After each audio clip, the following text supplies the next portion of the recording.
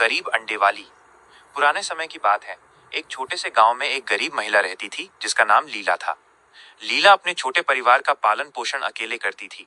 उसके पास बस कुछ मुर्गियां थीं, जिनके अंडे बेचकर वो अपना गुजारा करती थी। लीला की मेहनत और ईमानदारी की वजह से पूरे गांव में उसकी बहुत इज्जत थी, लेकिन वो हर रोज संघर्ष करती थी।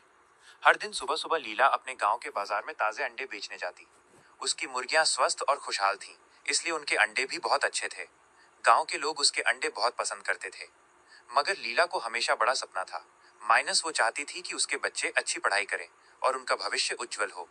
एक दिन बाजार में लीला की मुलाकात एक पुराने जादूगर से हुई।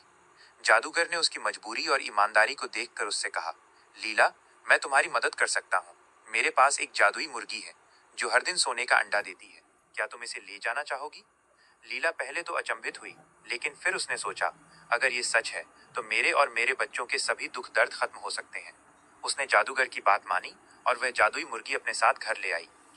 अगले दिन जब लीला ने देखा कि मुर्गी ने सचमुच एक सोने का अंडा दिया था, उसकी खुशी का ठिकाना नहीं रहा।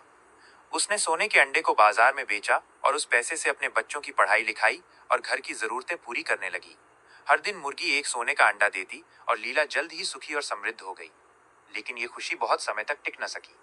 लीला के पड़ोसी, जो उसकी समृद्धि से जलते थे, ने उसकी जादुई मुर्गी की सच्चाई जानने की कोशिश की। उन्होंने लीला से जादुई मुर्गी के बारे में जानने के लिए कई चालें चली, लेकिन लीला ने उन्हें कोई जानकारी नहीं दी। परंतु लीला के बच्चों की लालची स्वभाव ने एक और बड़ा मोड़ ले आया।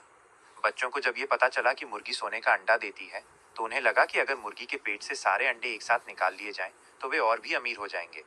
उन्होंने अपनी माँ से बिना कुछ पूछे ही मुर्गी को मार दिया और सब अंडे एक साथ निकालने की कोशिश की।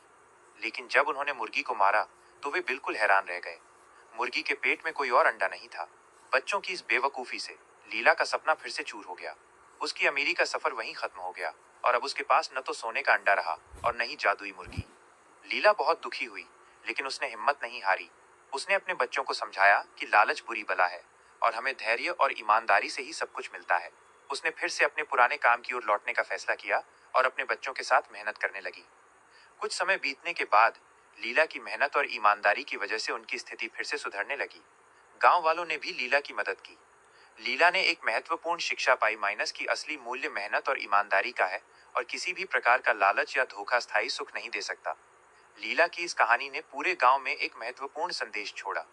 उसने सभी को यह सिखाया कि सुख, शांति और समृद्धि का रास्ता सिर्फ मेहनत, ईमानदारी और धैर्य से ही होकर गुजरता है।